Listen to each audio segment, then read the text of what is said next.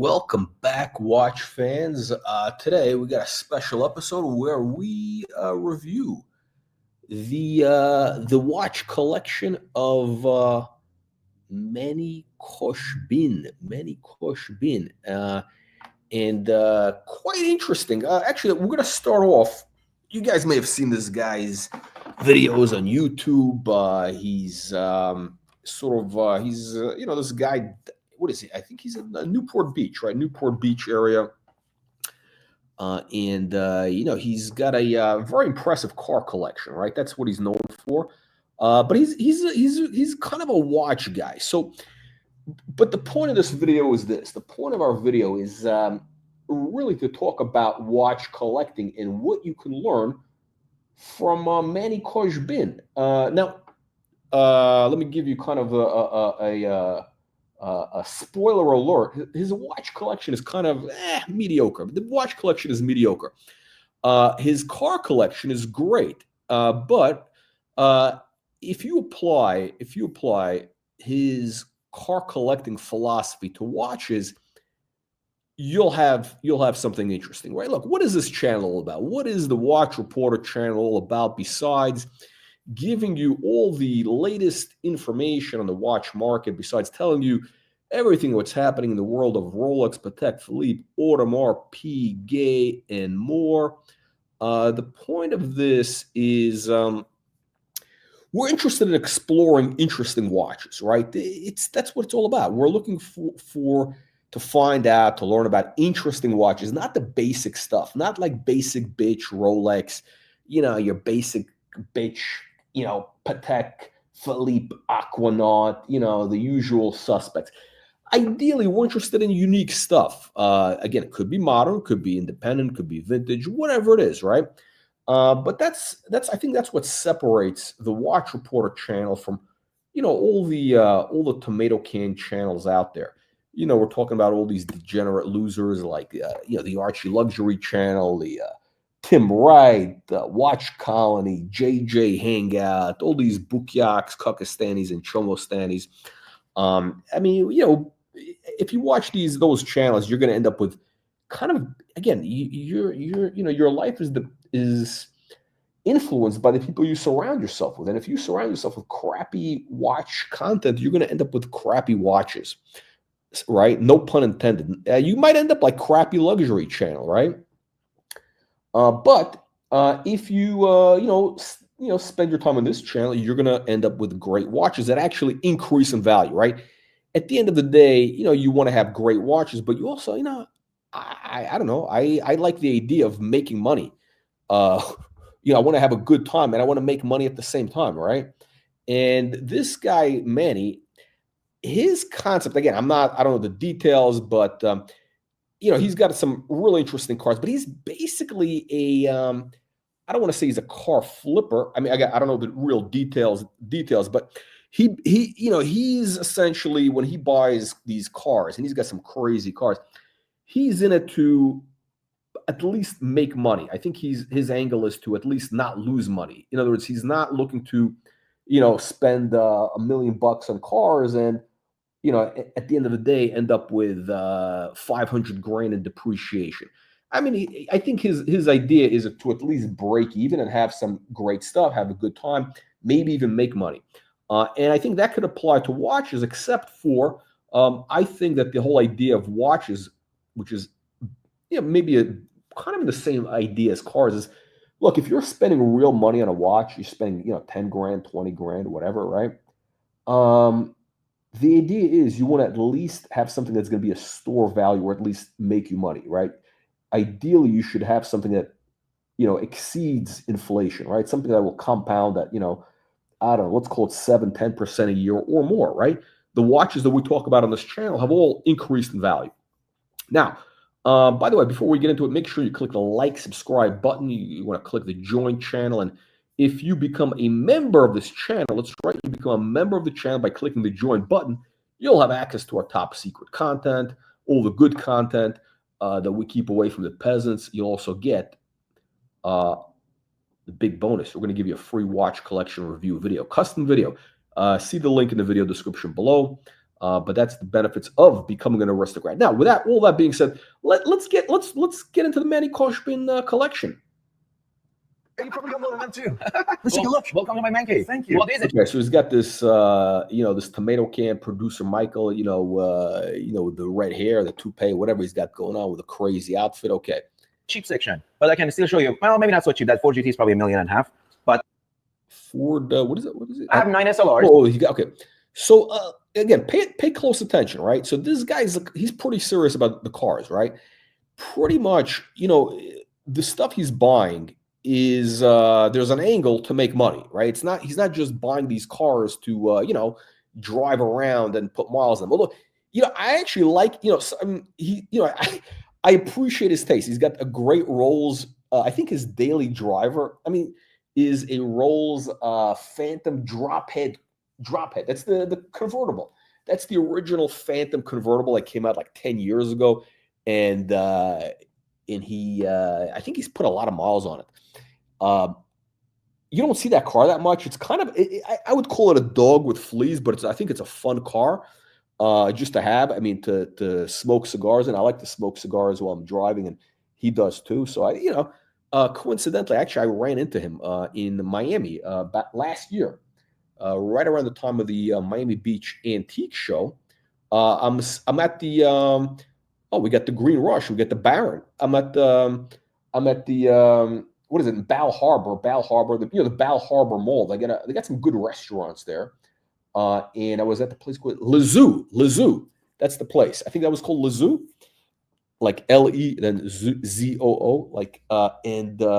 They have a great sandwich there. It's like a red snapper sandwich, or not snapper.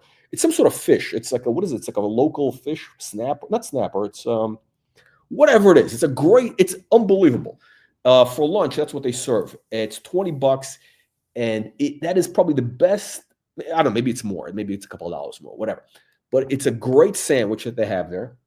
And when you sit there at Bal Harbor Mall by Lezoo outside, first of all, the seating that they have is great.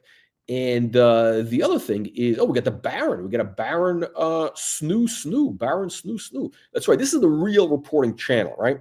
So if you ever have a chance to go down there, Bal Harbor Mall, you sit there by Lezoo, get a table right right up close to the valet, where the valet pulls up.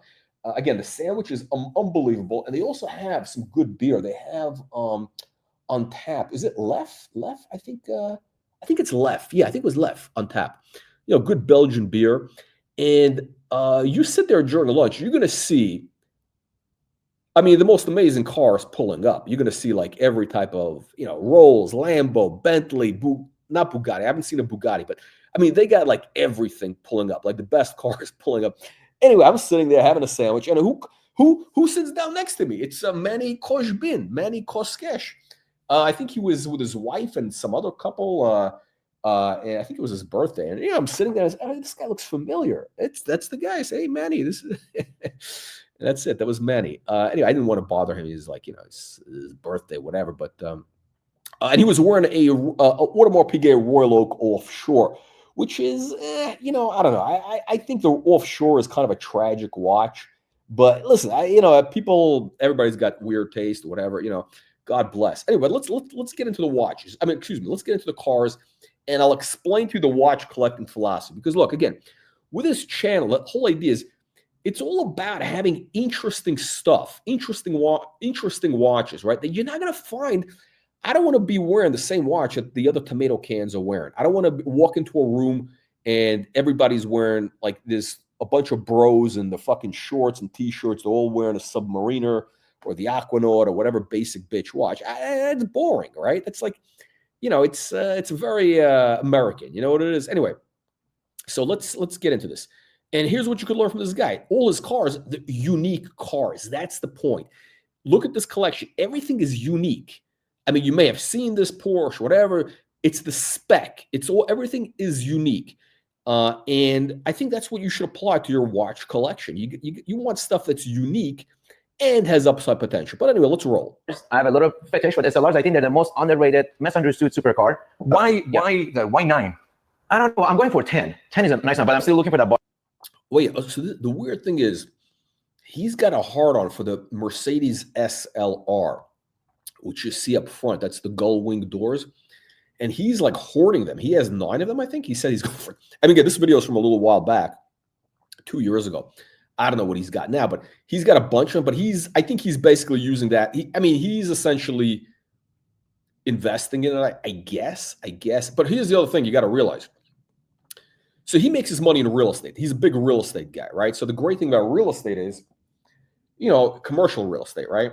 So if the stuff is going up, you refinance it. You pull your money out, right? You borrow against it, and you're not paying any tax on that, right? So you have $50 million or $100 million in real estate. He claims he's got 100. I don't know, maybe more, whatever. You got $100 million in real estate, right? All of a sudden, it may have gone up 25% in 2 years or more, depending on the market. All of a sudden, you got, you can pull out, 20 million, basically tax free. And again, this is let's call it 3 or 4 years ago. Interest rates are like dirt cheap. He's borrowing money at 3%, right? So if he could borrow 3%, and put it into cars that'll appreciate, 7%, he's ahead of the game, and he'll have fun with the cars, right? The other thing is, now again, should he put into real estate? You only live once, right? Who needs real estate? I mean, bargain, but the price is going up now. I know, so crazy. That's the idea. So he's in for the capital gains. He's pulling money out from real estate, putting it into cars. Tent may have sailed, but I love the car because it's so unique. And I think you had one, right? I had 2 of them, and I regret selling them. I wish I'd have known, Well, don't worry. If you ever want to buy, I got 2 extra for you. Okay, so producer Michael had, I guess, an SLR, right? That's right. I'm on a conference call. Unbelievable, but true. Why don't you play this video for your conference call, people? I'm sure it's a lot more interesting than whatever bullshit conference call you're on. I mean, what do you got? Trump on the line? You guys are negotiating tariffs. I mean, you're negotiating world peace. I mean, you got the Pope on the line. No conference call could be more important than this live stream. Well, then you have the car. It's a unique driving experience. Got the long hood. It's got a lot of Formula One technology and collaboration of 2 massive brands. That's probably never going to happen again, right? That's true. Mercedes and McLaren. And So here's the thing. He's got an interesting philosophy, right? Like, so in terms of the cars, he's looking for stuff that's unique, interesting, one of a kind things. Again, McLaren is a piece of shit, whatever, but whatever that is. But Mercedes, McLaren, and that whatever SLR that they call it. So that's the investment thesis. I don't know. What do you guys think of the SLR? Kind of an interesting car, right? It's kind of interesting. I got a feeling that you look at that car at the bottom. It looks slightly dated, but I have a feeling that it has upside potential. The only elephant in the room is, I don't know if the kids today are going to be collecting cars. Like these Gen Zers or whatever. I mean, because that's your exit liquidity, right? You need the next generation to be into the cars. I don't know if they're going to be into it. We have no idea. They're like, they're into iPhones and Teslas and bullshit electric. So it's kind of something out there. It's a black swan. Full carbon fiber body. They're pretty fast for being 16, 17-year-old technology. 17-year-old car, right? Interesting. How come nobody? What's interesting is I don't see anybody ragging on Manny for driving a 17-year-old car. Just like the Colonel drives a 15-year-old. No, 18-year-old Bentley. 18-year-old Bentley. But again, the only people who make jokes about it or who are ragging on it are people who basically can't afford the car. Not that they can't afford it. It's that they're pikers. They're worried about, it's maintenance. Oh my God, it's going to be maintenance. Oh my God. It's actually not. It's a fallacy. But whatever. It's this guy's driving 20-year-old cars. Why? Because they appreciate value. Still over 600 horsepower. And the exhaust is right below the doors. Shakes you, and it roars like a lion. But for a 5-speed automatic transmission, it hauls ass. Yeah, they do. You can say that. You're allowed. And I've taken recently a couple of the SLRs, and I'm doing customization with factory at MSO. Like I just got one done. I want to show you, and then we'll move on to the expensive. The expensive section. Yeah. You're not going to believe what's in the expensive section. Yeah. Are you ready to see your brand on TV? Your competitors will wish they had known about Vibe. With Vibe, So this is a heritage edition that MSO did for me to kind of mimic the same spec as the first SL that was sold in US. Okay, so here's what's interesting. So what this guy is doing, and you could take a lesson from this, right? Most of his cars, he gets them customized. He gets like from the factory. He's doing stuff with like Hermes and Bugatti. I think Bugatti and Hermes. I mean, he's doing some crazy collaborations, right? Just like the stuff we talked about yesterday, which is customizing watches. Like, instead of a basic Rolex, and Rolex is basically Mercedes. Rolex is sort of Mercedes, right? Why have a basic bitch Rolex that everybody else has when you can, get it customized by Artisan de Genève or, one of these other like, tuning shops, let's call it, and you'll have something unique. And by the way, I think those things are going to be valuable in a number of years. Those customized Rolexes from like Artisan de Genève and some of these other like really good makers are going to be valuable. Again, depending on the spec. It all depends on the spec, right? But this is what he's doing with cars. Same thing will apply with watches. I guarantee you, people are going to be seeing this video 10 years from now, and they're going to say, wow, I should have listened to the Colonel. I should have bought Artisan de Genève. That's in 1954, if I'm not mistaken. And it was sold to a New York dealer, Hoffman. Absolutely. Yeah, Hoffman beautiful. Corporation. And this is really cool. This was basically a scan down to the bone, reupholstered to kind of mimic the same, spec. And it's got a nice luggage set that comes with it. Oh, look at that. Yeah. Beautiful. Absolutely And it beautiful. says Heritage 1 of 1. So I like doing customization as long as it's not with the factory. Customization. You got it. And again, not bust down. We're not talking about bust down 47th Street, bust down garbage watches or like tracks. We're talking about like, factory artisan stuff. Because I noticed it has gills in the front fenders. I've never seen that before. Yeah, so this one they put this here. This actually gives it a little bit of downforce. They actually punch holes in the fender to kind of bring more downforce. And by the way, so here's my thing with Mercedes, right? The one issue I have with certain cars, and this is what I hate about, the slightly previous generation of Bentley, like circa, I guess, 2016 or whatever it was, is they have fake air intakes. Mercedes SL has fake air intakes by the wheel arch, right? Those things on an SL, Mercedes SL, are fake, and I think it's disgusting. And this bothers me with when Bentley started doing that, like Audi, Bentley. I think on the Lambo Urus, which is basically a Audi, VW, Bentley, same shit. The air intakes, I believe, actually do function, but on the Bentley SUV and the Audi and all this stuff, they don't function. So it's fake. Here, those vents are real. So it's, if they were fake vents, that would be like, something that like Juan from Miami would drive, the hubcap thief. also cools the calipers. Other cool factors with the car is the exhaust. Ooh, they put a free flow exhaust on there that's super loud. Should I fire it up? Sure. Yeah. Oh yeah. No, that's normal. That's normal. Yeah. Yeah, no, okay, so no, okay, we're talking Benz. Yeah, Mercedes is basically, it's a peasant car. Mercedes is a peasant car, unless you get the SLR or like a really like unique spec. Even then, it's a little bit like, I think he probably got really good deals. He bought them at the bottom of the market.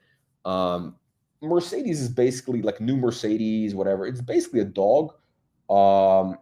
It's okay like for certain use. I have a Mercedes SL 550 Cabriolet in a 2017, right? I got it because, I want to have a convertible, but like, I want to have something that's low key. Like, I don't want to, like, because, where I drive it, it's kind of like, I don't know, it's like a little bit, you don't want to really drive a Bentley. Like, I'm I go like hiking in there. I don't want to like, take a Bentley out there. It's a little weird, in California. It's just weird, right? So the Mercedes is kind of low key. It's a low key car. Nobody pays attention to it. So I think that's what it's good for, but it's not really. It's not a good deal. And I'm losing my shirt on the car. I bought it a year ago, and the depreciation has been horrible. And it's a used car, and the depreciation, it's been horrible. I mean, I need to get these super chats just because I'm losing so much more. I'm losing like, I don't know, like, I hate to say, like 20 grand dropped in just a year on a used car. It's ridiculous. You don't get that with buying a used Bentley, okay? That's the thing. You buy a used Bentley, 10 years old, whatever it is, 15 years old, at the bottom of the depreciation curve. That's it. It's not going to drop. It's actually going to increase. That's what the tomato cans don't understand. By the way, we're going to get into the watches in a second. We're going to get into the watches, but you got to understand the background, the philosophy first. If you follow along, we're talking about customization, unique stuff, which we'll appreciate. Again, with Rolex, you get a basic Rolex, but if you take that basic Rolex to Artisan de Genève and they do some crazy customization, skeleton movement, whatever it is, they add a mood phase, then you got something unique. All right, over here gets a little boring. There's 8 SLRs, but not boring, Manny. It's not boring. Look at this. I mean, this is so. He's got 8 of these cars. Amazing. As beautiful as these are, why so many? Well, just like you buy watches for investment, I buy these for investment. He's buying it for investment. Yeah, he's hoarding them to flip. 11 years to accumulate 9 of them because I've been waiting for the right deals to come. Low mile cars, 1 owner, preferably sometimes 2 owner car. But I bought these at amazing prices. Some of them, There you go. Listen, the guy's a value buyer. He basically buys distressed commercial real estate. That's his thing, right? He's like, I have the same mentality. His net worth is 100 times mine. But we got the same basic mentality, right? You want to buy, you want to buy stuff value with upside.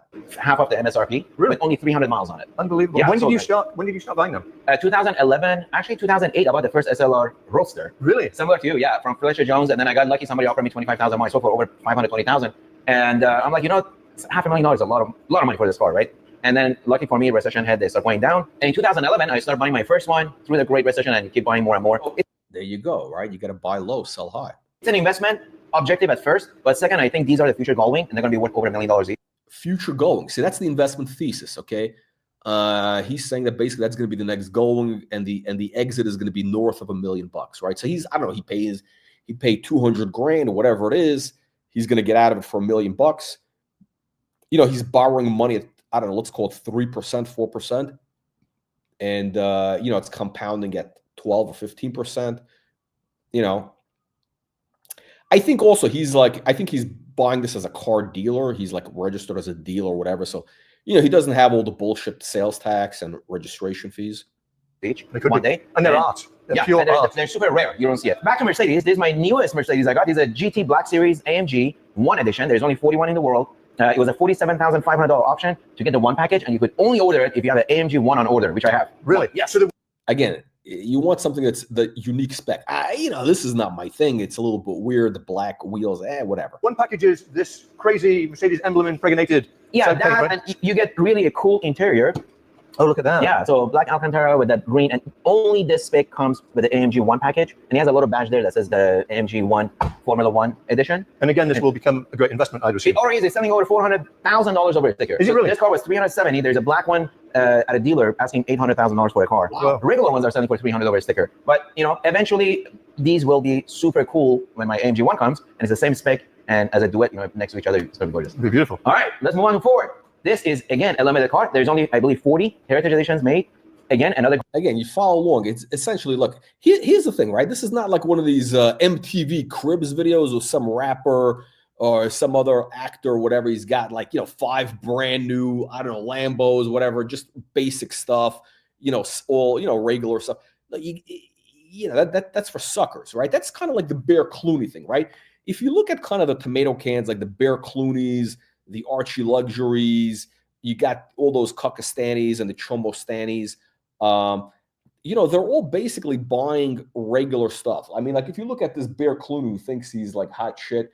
I mean, again, all you got to know about Bear Clooney is this is a guy who wears a Rolex Yachtmaster 2. Rolex Yachtmaster 2, which is, the biggest piece of shit ever made. The guy doesn't even know how to swim. Why is he wearing a Yachtmaster 2? That's a watch for timing yacht races. The guy doesn't know how to swim. He's never been on a boat. He's never owned a boat. Okay, and if he did, he never went sailing. He doesn't know how to sail. Okay, so why the fuck is he wearing a Yachtmaster 2? Because he thinks it's a flashy watch. It makes him look I don't know, cool or something. I don't know what he's thinking. He thinks the guy is a sick peasant, right? Then you got these other tomato cans. They're just buying regular stuff. They're not buying anything unique. Everybody in the Archie world, every watch they have is just watches that every other asshole has. What's so interesting about that? What is so interesting about that? Unbelievable but true. Unbelievable but true. My Explorer is losing time. What are you doing? What are you wearing a peasant watch for? Unless it's the, what is it, the Explorer 2? That's the one with the GMT, right? Whatever yeah, I guess that one is kind of, for certain purposes, it's okay. But the basic Explorer, you should just smash it with a hammer. Yeah, you should smash it with a hammer. That's what happens. Rolex Explorer is a peasant watch. I'm sorry, you got to get rid of it. It's a peasant. Great investment. I paid $750,000, and this car is probably double that. Is it really? There you go. You paid $750,000. Now it's $1.5 million. Yeah, selling for $1.5 million. So the Heritage Edition is really cool. Specifically, this car 98 was the car that won the race in 1964, Ford versus Ferrari. And if you see that movie, you'll see the car 98. Okay, so again, it's a unique thing, right? The focus is you want something unique. Why? Why do you want something that's unique? Because there's less comps. You have more blue sky potential, right? If you buy a basic Rolex Submariner, you buy a basic Aquanaut, nothing special about it. There's nothing special about it. It's a mass luxury. You buy a brand new Patek Perpetual, it's a mass luxury product, right? They're cranking them out by the millions. That's where you got to get. You got to go neo vintage, which has been depreciated, or there's upside.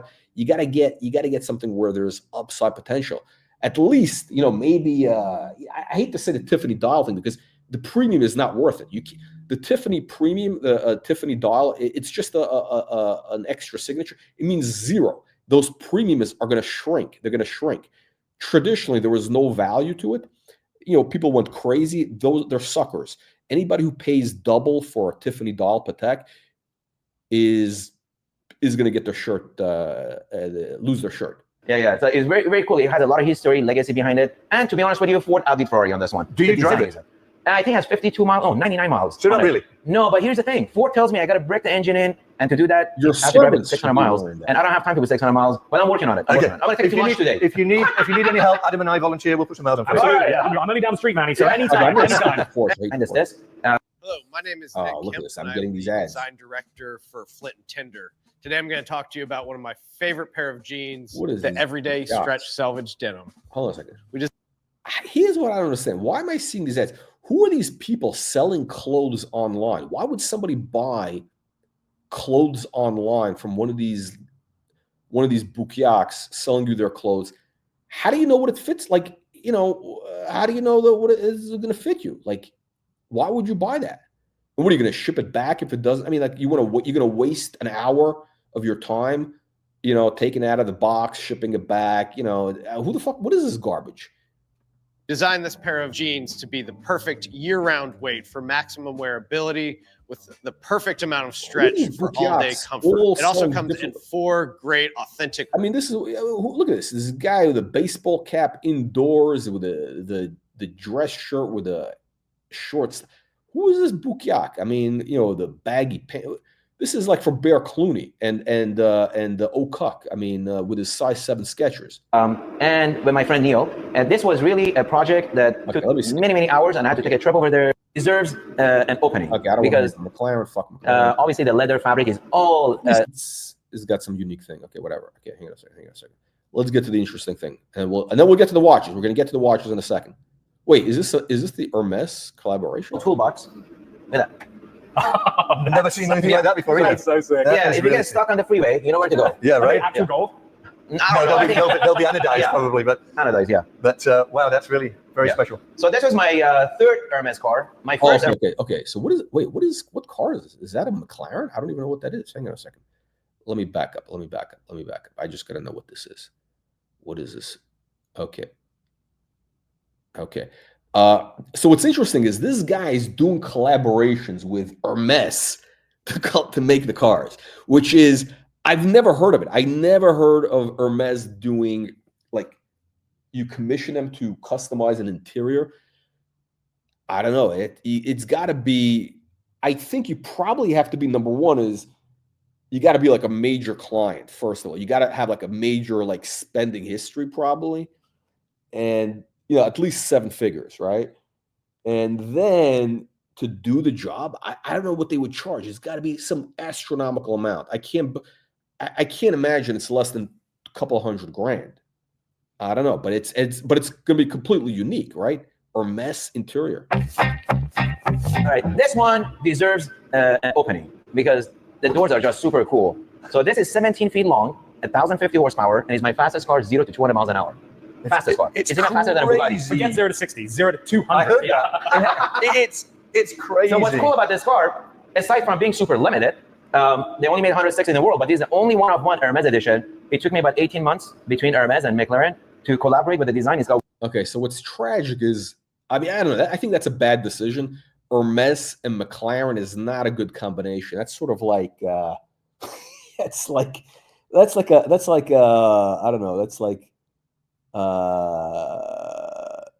a collaboration between Patek and what's that watch that Oisin O'Malley has, the Frollo? What's the quartz shitter watch? What's the quartz shitter watch that Oisin was spruiking that's not even waterproof? The dive watch that's not waterproof. That's what that is. It's like a collaboration between. I mean, that doesn't make any sense. I think that's a horrible mistake.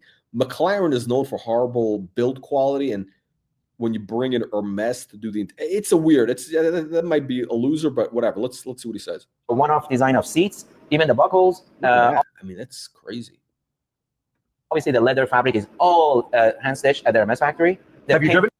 So, how much do you think this costs? It's got to be, I think, at least maybe $500,000 they would charge for this. I have 50 miles on it. That's It's hard consistent to for get you, in and out. 50 miles. 50. So the paint is done in abyss blue. It's a very popular color in their Kelly handbags. And it's got pretty cool features too. Aside from having the edge contouring in the paint, I have the coordinates of the factory of Hermes on one mirror and the coordinates of the factory of the McLaren on the I don't know. It's with McLaren. I don't know, to do with a McLaren. I don't know.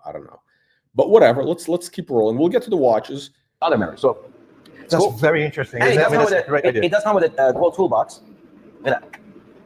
What a gorgeous, gorgeous car, and it really Yeah, Okay, this is kind of interesting. featured this actual car when we did the Really supercar. It was at the Peterson Yeah. Oh, no Museum, way. Yeah. and everybody was Oh. commenting what a gorgeous, gorgeous car, and it really yeah, you know what? Is that Pagani? I think is that Pagani. truly People is. send me links to that. Yeah, that's right. I saw that clip from that video. This is really cool because this was the first Hermes project, and it took me about 2 years. But Hiroshi, Hermes. By the way, you know what it is? For some reason, these Persians, they love carbon fiber. They love carbon fiber. They love Hermes carbon fiber. There's another guy. There's a guy, Exotic Car Hacks. That Pejman Gadimedi. He also carbon fiber, and they will pronounce Rolls Royce. They get what he acts. Rolls Royce. Pagani, and Hermes team. But this is, I mean, I think this guy, he's done how many collaborations with Hermes? Like 3 at least, which is, I never heard of anybody doing even one. And again, I'm basically a peasant. I'm not in that world. That's that's really in the stratosphere. it was the first gamble. Hermes says, I don't know if we could do this project, but if you want to pay us for time and travel, we'll fly to Italy, meet with Mr. Hiroshi Pagani, and see what comes out of it. And it was the best investment ever. I can imagine. And this came out of it. It's got a lot of unique features. Again, these are all one-off designed by Hermes. Usually the other Paganis have clips. These are like built. The seats are one-off. All the leather fabric, again, it's from Hermes. The grills are one-off. Laser jet etch for Hermes.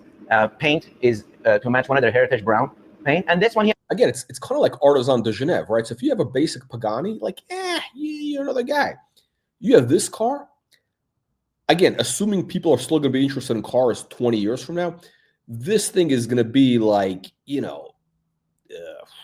incredible. And it's going to have 100 years from now. I mean, again, assuming the planet is still around, cars is still, gas being made.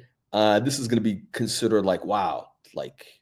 He has a Tempesta package, which has bigger wheels. Like the Maharaja of Indore. The Maharaja of Indore, famous Indian Maharaja, who basically was a major collector of Art Deco. And he commissioned, Roman, which was the greatest designer of Art Deco. That was the guy, the Art Deco guy, Roman. and he made like furniture for his palace in Indore in India. And today, anytime any of that stuff comes up at auction from the Maharaja of Indore's provenance, it's like, wow, people go bananas. Bigger front and rear diffuser and a titanium exhaust, and this sounds amazing. I told you, You traveled the world. But look at this. It's got the edge for Hermes grill. Again, this is done in cray paint. Cray is another popular color in their handbags. And the Hermes. Okay, imagine you getting a Bugatti, but you got that guy who says, "Hey, what color is your Bugatti?" Was it what's that? Andrew Tate? Andrew Tate, right? Yeah, Andrew Tate has a basic Bugatti, right? He's got like a basic bitch Bugatti. This guy, he's got an Hermes Bugatti. Can you imagine that? Now that makes sense. To do a collaboration with Hermes and Bugatti, then you have like the two of the highest, that's the absolute stratosphere. Hermes and Bugatti collaboration is the ultimate stratosphere. I mean, I don't know, the choice, the white, whatever, I don't know if that's a good choice, but concept-wise, it's great. Designer says we want to take this car and dip it in cray paint.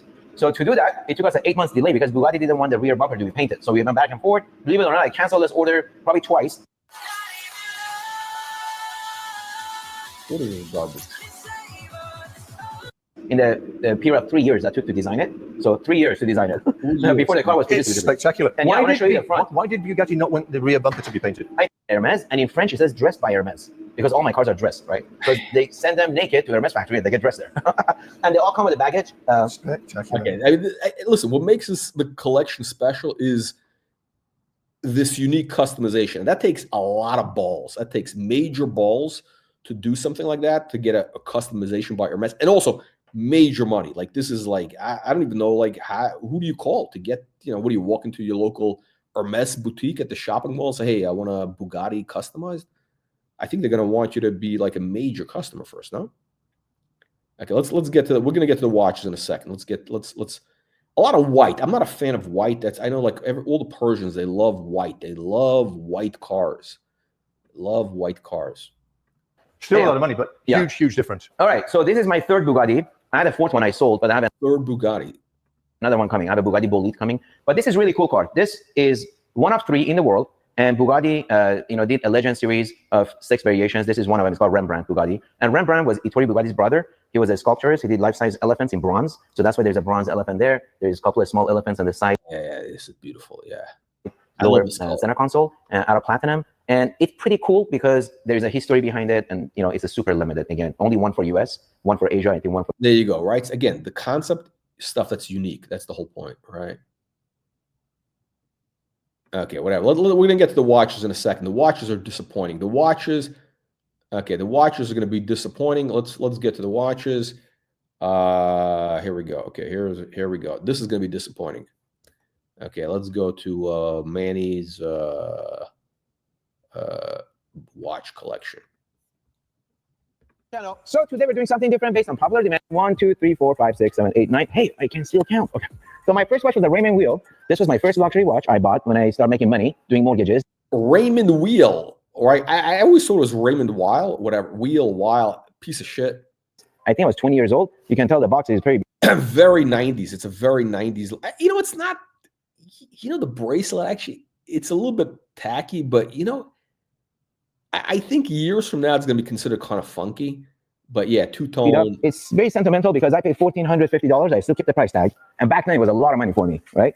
And it's really strange to wear it because it looks like a lady's watch. The reason I don't invest in watches because I just checked this watch. I paid $1,450 30 some years ago, and it's on eBay for $600. This is but bad buy. But whatever. I mean, Raymond. Why? That's kind of funny. I would think the guy would buy but he didn't know anything. He wasn't watching this channel. Right, buy cars and real estate, but still sentimental. I would never sell this. To me, it's priceless. My second watch was a Cartier, and this is a Cartier Roadster. Garbage. Sadly, I checked the value. I haven't checked the values on my watches for 20, 30 years, but since I'm doing this video, I did some homework last night, and these are all selling below sticker. It breaks my heart. Cartier. I mean, Cartier is peasants. A la poubelle. But this was my second luxury watch I bought, and I splurged, and I have a lot of good memories with it. And to me, it's worth a lot more money than what's on eBay. And I would. Cartier was kind of like the thing, in the '90s, in the mid '90s, that was kind of like considered like. It was sort of like. I mean, again, it was never like roll. It was always like it's like always Cartier was always like a fashion watch, like it is now. It's never they never. It's not a real watch. I mean, it's not like I mean, I think the whole Cartier hype thing, people are going to get really hurt. They're going to get badly hurt with Cartier. Never sell it. It's just about your progress in life, your success. With every milestone, you reward yourself, and all these watches represent that for me. I bought this watch when I flipped my first property, and this was I want to say late 90s. So very cool. My third watch is a Bugatti. Again, I checked the prices. Again, this is all like mid 90s stuff, like This is selling below a sticker, but it was a gift, and since it's a gift, I would never sell it, and it's still cool. It has much a smaller dial. It's funny, all these watches, as time goes by, the dials keep getting bigger, and the watches keep getting heavier. Ooh, I guess my wrist got a little bigger. Barely fits, but pretty cool. And then we have my fourth watch. This is a Cartier Santos. I had again another piece of shit, a bust down watch, all diamond out, as you can see. He did a bust down. Yeah, I think his taste has evolved. I think, maybe his wife is. I think his wife is very high maintenance. I get that feeling. Like I think his wife is probably the big spender. She probably gave him some style tips or whatever. She's probably the one that gives him advice or something. Because that watch is tragic. This was cool, but I don't dare to wear it today. It's just a little too much. If I was a rapper, it'd be a great watch. But again, it's selling below a sticker because I had the diamonds put on aftermarket. Hello. I mean, listen. Anybody who does that, it's hard. It's hard to take him seriously. But listen, it shows you the guy has evolved. The guy is, he went from bust down watches to collaborations with Hermes. That's a big evolution, actually. So never do things aftermarket. I learned my lesson. It's worth less than what I paid for it. So just kind of keep it. Looks cool. And then we got my fifth watch. Somebody told me this is a good investment. I had a Ferrari at the time. I had an F40 Ferrari and a 360 Mondial. Well, this is going to be a piece of shit. And they told me, buy a limited Ferrari watch. Buy a limited Ferrari watch. Uh-oh. And it looks so cool. To me, it still looks cool. But very poor investment, if you ask me, because it's selling below a sticker. How many times do you guys heard me say that? Look at this. It's pretty cool. Oof, nasty and vicious. Is that a Panerai? I've never worn this watch. I don't think I have. So it's still in a box. Here's a sticker. But if you guys want to buy it, hit me up. This one is not sentimental. I don't own a Ferrari. So I just bought it because the guy sold me. And then my sixth watch is an AP offshore. You guys have definitely seen. Okay, there we go. Okay, I think this is like right around 2000. He gets into AP. I think that's what happened. He got into AP. Of course, Cartier is like an upscale Michael Kors, basically. I think that's his wife. It's his wife. I think it's his wife. It was probably his wife. Kind of hot, for like I guess like, would you call her MILF? I think she was like some sort of model or some sort of what is it? Not model or beauty queen pageant, something. Like a Kardashian type, right? She's probably spending. I would say. He probably gives her like a Amex Black card with like he's probably 7 figures a year. I mean, probably 7 figures a year minimum budget, high maintenance. Seen this watch, and this watch is very special because I took a lot of pictures with this early on Instagram, and I got so many comments from you guys. They don't make this anymore. It's the blue dial. It's a piece of shit. Also, AP Royal Offshore. This was Royal Oak Offshore chronograph. Garbage. Interesting. I didn't know anything about watches. A guy that borrowed money. He didn't know anything about watches when he bought it, so that's what happens. You end up with this piece of shit. From me, couldn't pay me back, so he said the only thing I can give you is my watch. I didn't want to take it, but it was a lot of money he owed me, and so I ended up with this watch. And this one, I guess he was like a loan shark. He got the watch as collateral. For first time, turned out to be a good investment. The guy owed me 10 grand, so I got a watch for 10 grand. I'm sure he's selling for more than that. Brand new was like close to 30 grand, so limited edition. Now. Here we go, moving up to the big boy watches. So I splurged a little bit, and I got a rose gold AP. Wow, you guys got to see the box on this thing. It is absolutely gorgeous. And this is what you see me wearing every single day. Nasty. And I think it's called the Brick. But this turned out to be a great investment. I think I bought this for, I don't know, 58,000 or 68,000. I don't remember. But I know for a fact it's selling close to 100,000 or even more. I don't know about that. This was like 3 years ago. I think it went up because of the hype. I don't know what the market value is, but that is... What a turd. This is like a brick. It's a giant gold brick. It's a turd. I mean, it really is a turd. and I actually missed it because I haven't worn it this morning. You know what? I'm gonna keep it on. And since the watches are starting to become an investment, I'm seeing it with my AP and then my other AP, and I put the word out, hey, if you see a great, amazing investment watch, hit me up. My buddy works at a retail store, and he called me one day. He says, you need to come in the next hour. I'm like, what happened? Did somebody have a heart attack? He goes, no, hurry up. So I showed up. I had no idea what he's gonna show me, and he showed me this amazing Patek Philippe, and it's a Nautilus. This has been the best investment so far. It's selling for more than double what I paid for just a few months ago, and it's really okay. Oh, this is 3 years ago. This is like right. Okay, so he got into this right at the peak of the market. Really? With the Amex Platinum card, you can earn 5 times membership. Just an amazing, gorgeous watch. Oof, oof. You know, I actually think the 57. What is it? The 5712? Is it a 5712 on the strap? You know, I kind of was looking at those like 3 years ago, and I kind of missed the boat, and they went crazy. I think it's a little bit. There's something about it that's a little bit kitschy. I think kitschy, but it's kind of cool. Just the rose gold, and this. I think they're kind of cool. The 5712 with the chocolate dial, but I don't know how well they're going to age. I would love to buy those watches if they were. I mean, they were heading down. They were heading downhill before all of a sudden they went crazy. With the Nautilus, people went bananas. But the design it's a 70s design. It's kind of a kitschy watch.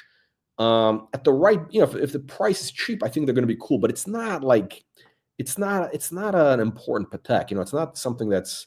This is dead money. If you buy this now, you gotta see it. It comes in like a jewelry box of its own, and I mean, it's a garbage. I mean, the jewelry box of its own. It's fucking made in like Thailand and Bangkok by ladyboys. It's a garbage.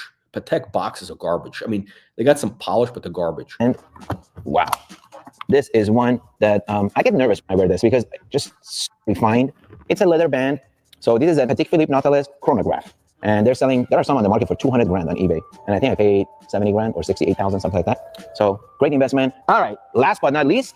It's the most special out of all because my wife gave it to me for my 10th year anniversary. A few months ago, when we were in Italy, she bought me this gorgeous Rolex. She's buying him a watch with his own money. I like that. Recent addition to my car collection. To my watch collection. All right, I gotta get used to these watches. These are Rolex Sky Dweller with a chocolate face in rose gold.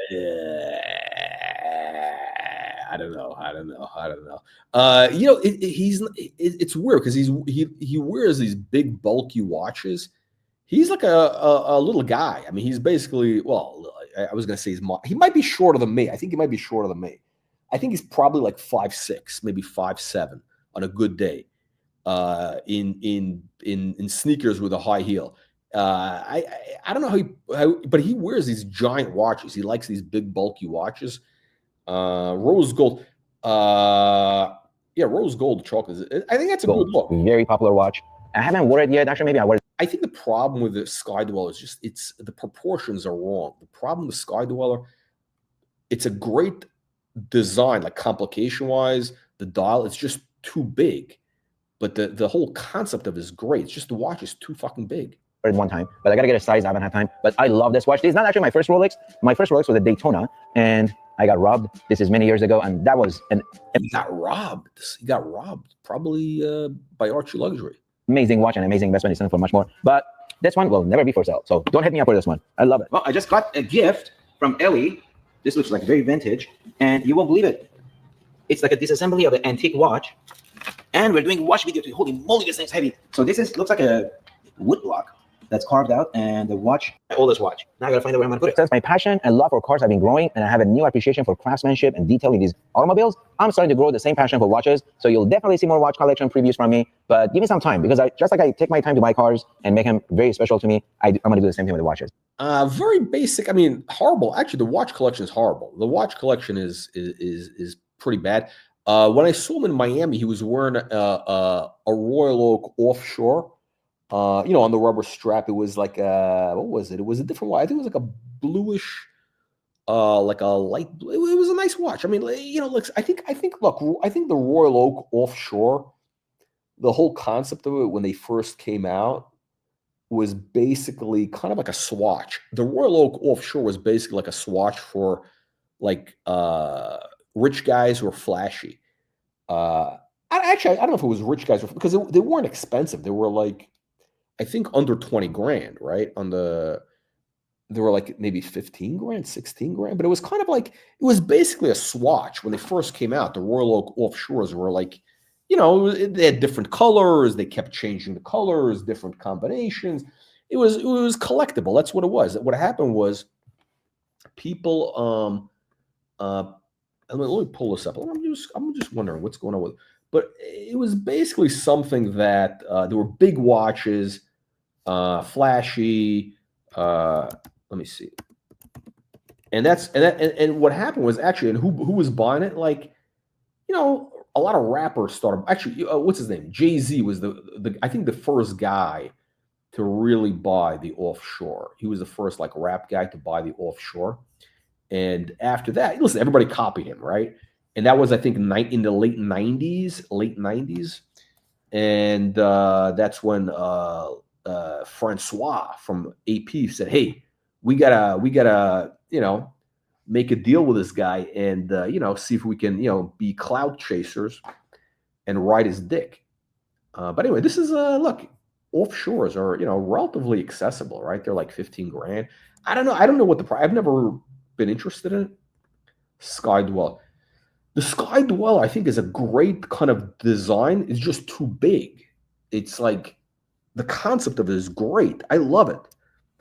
If they made the watch smaller, it would be great. It's just like, first of all, it's very thick. It's like an inch tall, which is, yeah, we got the Bentley. No, I don't have an S63. I have, no, it's an S550. The problem with the Mercedes, I was looking for the the AMG version of that car. I think it was the I think it was an S63, right? S60, whatever.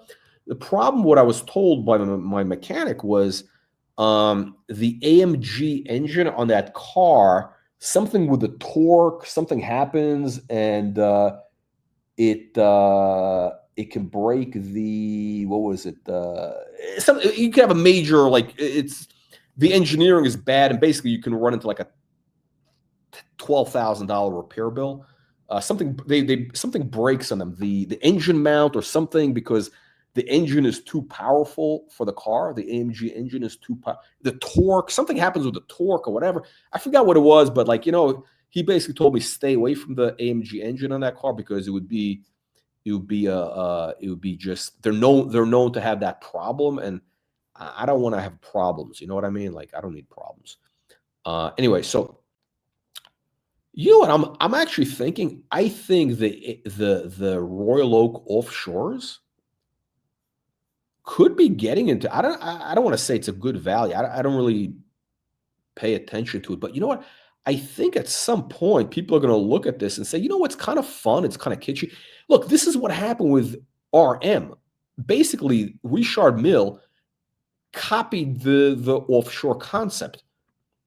If you look at this watch, right, it's basically, you can see how, Richard Mille was, inspired by this.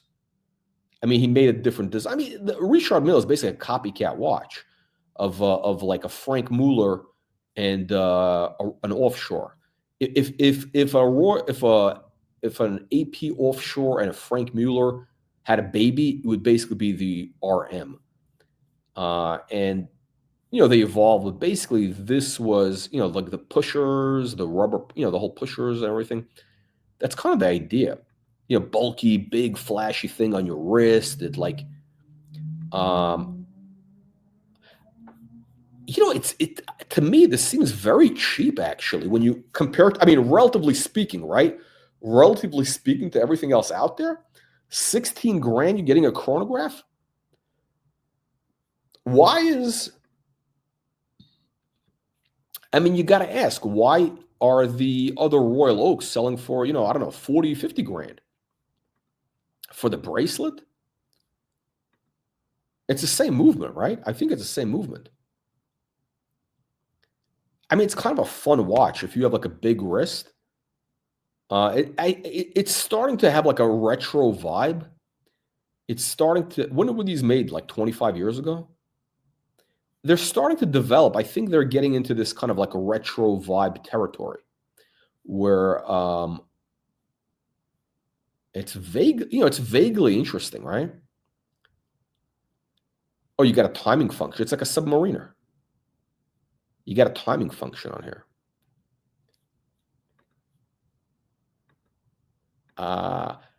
Yeah, I mean, this is like a Manny Koshbin type stuff, right? It's kind of flashy, bulky, like everybody notices. It's everybody looks at it.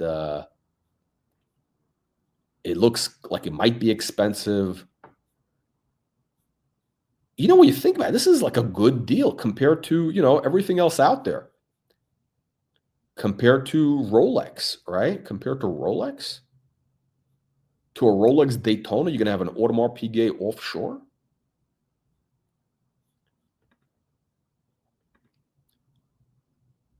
You got this nice deployment.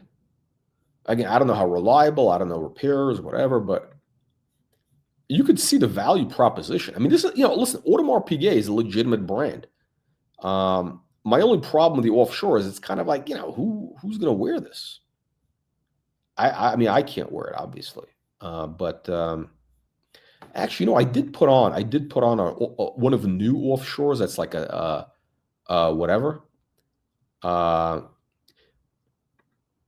we got Patek Philippe. We're gonna, what we're gonna do with Patek Philippe? We're gonna should we ban Patek Philippe? Should we ban? We're gonna just put him in a timeout. Oh, he's banned. He's banned. Patek Philippe is banned. Patek Philippe is banned from the show. That's right. Patek Philippe. I think he might be. I pressed the button. He might be officially banned. You know why? Because he's a piker. He's a piker. He comes here, doesn't donate money to this channel. He doesn't donate money. He's a mooch bum. He's a Archie luxury cult member, sucking Archie's cock at the Man Country bathhouse. I think Patek Philippe was getting tag teamed by Don Corleone, and Archie at the Man Country bathhouse. He's getting sandwiched by two walruses. Wait, what is this? This is a chronograph.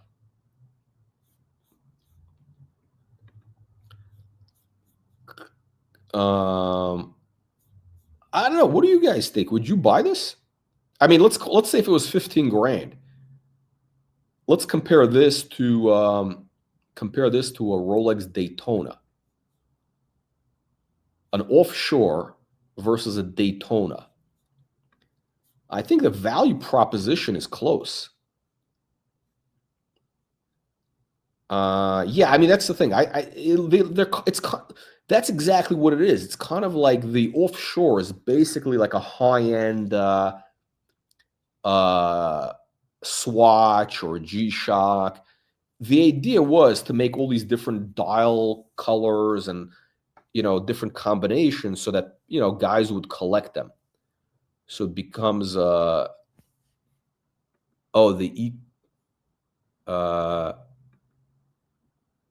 ECU harness. Something, Joe, there was some issue. The AMG engine, there's some issue with the SL, whatever, the S class. I don't even know what, because the one I have is the one that has like 2 full seats in the back. It's not the old SL. It's the one that has like 2 full-size seats in the back.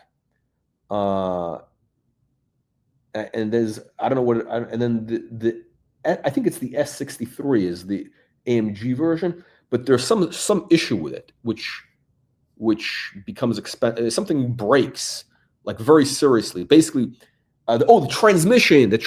That's what it was. He told me that the engine, the transmission can't handle the AMG engine, and because of the torque, and once it breaks, basically, like, you gotta get the car towed. I mean, imagine you're driving on the highway, you step on the gas, and all of a sudden, like, I don't know, your transmission just collapses or something.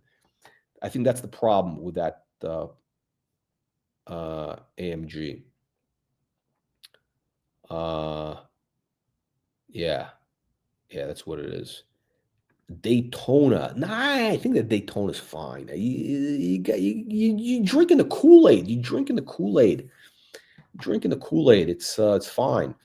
But I'm actually, why am I looking at these offshores?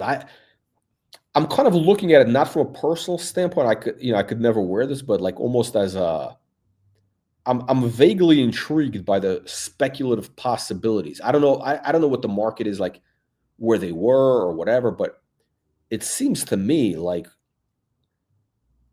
for, let's call it 15 grand, you have something that's could be kind of cool, or 10 grand. I have a feeling that these might get to 10 grand at some point, or like 12 grand, something like that. No, maybe 10 grand, maybe 10 grand. And at that point, it's going to be like, it's going to have a pop, because it is kind of a cool watch. Like, you could see the appeal, right? I get the appeal.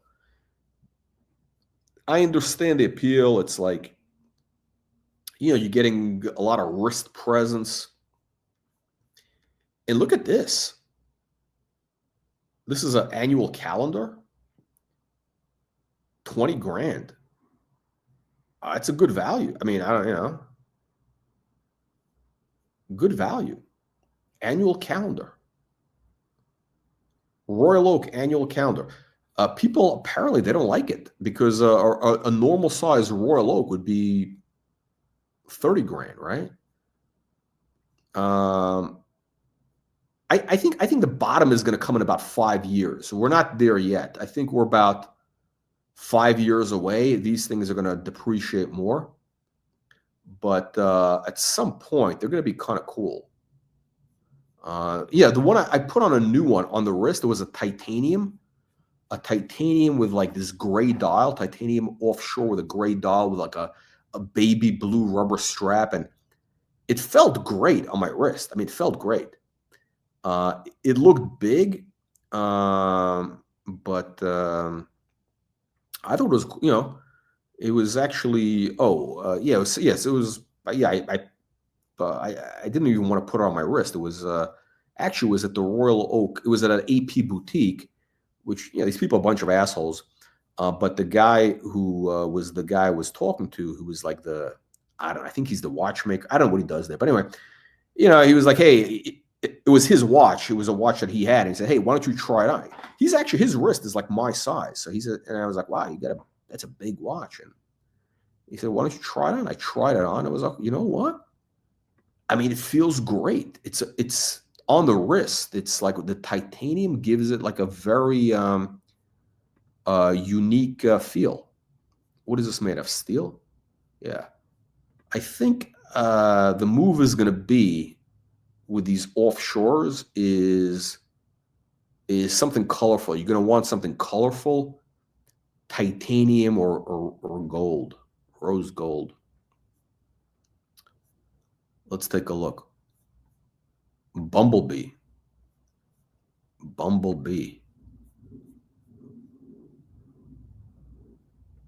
Yeah, I like this. Yeah, they're kind of cool, I think.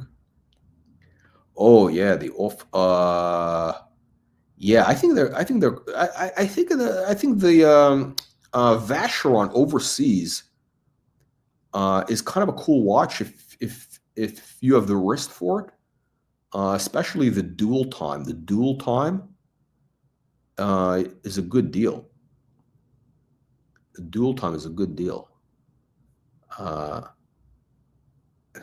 Cheap. Yeah, I agree. I think what's going to happen is, again, the thesis is that they're gonna depreciate, and at some point, maybe in about 3 years, or it could be 5 years. I'm not sure how far. It might be 10 years, but at some point, these are going to become cheap, like in the $10,000 range. And then people are going to say, wow, it's kind of cool. Like, again, the small watches are coming back, but again, things go in cycles. In about 5 years, 7 years, everybody's going to have like that, nostalgia. They're going to have a nostalgia for the 90s, the 2000s era. you know, it's going to be nostalgia again, and they're going to get into this. Yeah, I think this is the watch that I saw. It might have been steel or titanium. This is the watch I saw, I think. This is a new watch, right? Is this 2024? I don't know what year this is. It looks good on the wrist. It really does. It's sporty. You know, it's like I wouldn't say this is like a main watch. It's kind of like the watch you wear, like, you know, if you're in Miami, you know, if you're like, you know, on a boat, basically. The only problem I have with it is like the chronograph. Like, you really need to have a chronograph. I mean, like, yeah. But yeah, it's you know, it's kind of like the watch you wear. Like, it looks like you're an athlete or something, you know. It's sporty looking. That's what it is. It's sporty looking. Let's see before we wrap up here. The Bumblebee. Wow. Yeah, you know, it's funny. I've never really looked at these offshores before. Never interested. And look at this. It's got a vaguely Nautilus vibe. It's a lady's watch. Excuse me, not Nautilus, Aquanaut. It's got this like Aquanaut vibe. Aquanaut vibes. 22 grand, ladies watch. Oh, it's quartz. Ooh, nasty. All right, let me just do one thing before we let me see. Man, they got a lot of these. How many do they have? They have 4,000. There's 4,000 offshores. Holy shit. They have 4,000 listings? That's crazy. I mean, how many pages have we looked at already? Oh my God. Oh, this is the dual time. 38 millimeters. So this is actually a normal size. It's a dual time, but it's an offshore. So it's got this bulkier bracelet, which is kind of garbage. It's like, I think what Manny has. He's got this. Manny Koshbin has this, but in gold. Yeah. So yeah, you could basically see, because there's so many of these watches that you know, you have a market. You have like a collector's market. People want, you know, variety. They want like rose gold or whatever. Half brick. The half brick. There you go. The brick, 2018. Look at this. It's a giant gold brick on the wrist. I mean, it does the job, basically. If you want to, like, you know, show off, this does the job, I think. All right, ladies and gentlemen, we're going to wrap up the program. We've covered everything. Again, don't be a tomato can. Don't buy basic watches. You know, you want something unique. Yeah, I guess. Look, Rolex, having one modern Rolex is fine. You know, it's great. You got to have it because it's really, you know, look, Rolex makes a good watch. It's just, you don't want to have a collection of 5 Rolexes. You don't want to be a guy with a box of 5 modern Rolexes. They're all the same. You know, the GMTs, Submariner, right? It's boring. It's boring. It's like who's got that? I think there's one of these Archie guys. He's got an Explorer. He's got this. It's that Australian guy. It's the Australian guy who's like boring as fuck, right? Like, I mean, listen, the watch is basically, it's an expression of your personality, right? It's an expression of your person. You know what? Actually, I think the offshore, it's basically, yeah, it's sort of like, in theory, it would be like a blue collar millionaire's watch, right? Like, you know, you're like a guy who's like a plumber, plumbing contractor. You're like a plumbing contractor. You're like a, you know, electrical contractor. You know, you're pulling in, you know, you're build. These fucking plumbers are I don't know, these plumbers are charging crazy prices. I mean, it's insane. These plumbers are making billions. Yeah, it's like basically this is the type of watch like a successful plumber would wear. It's waterproof, right? So you're sticking your hand into a toilet, you're pulling out shit from a toilet, fixing leaks. Yeah, you're giving somebody a $2,000 bill for a 15-minute repair. That's the watch you're gonna wear, right? That's the watch. Listen, I mean, listen, if it wasn't for plumbers, you'd be sitting in a pile of shit. I mean, I think we need to have more of these plumbers out there because apparently there's not enough of them. That's why they're charging crazy money. I had like a simple thing that took 15 minutes. They billed me for 2 hours. I got to fight with this guy. They sent me, it was ridiculous. Yeah. These plumbers, electrical contractors, I mean, the dirtier, what are they called? Dirty jobs. The dirtier the job is, the more money you can make. And I think the plumbing is the sweet spot. The plumbing jobs, you could really, make big money because that's like essential, right? Like electricity. Yeah, okay, electricity is not working. You light a candle, right?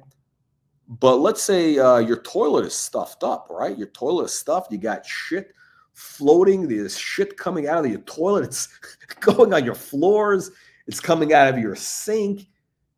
That's an urgent matter. That's something that, you'll pay anything to fix that. Anything, right? Like, so that's why these guys have you over a barrel, no pun intended. That's what happens. So that's right. This channel, Trump, exactly. Trump. Well, yeah, Trump is basically like a blue collar millionaire, essentially. I mean, he's like a blue collar guy. I mean, his father was a contractor. He's like, he's in that kind of world, and it's good. Don't wear this. Yeah, we don't know how waterproof the watch is. That's the only problem. It looks like it's waterproof. It may not be. It's kind of like, the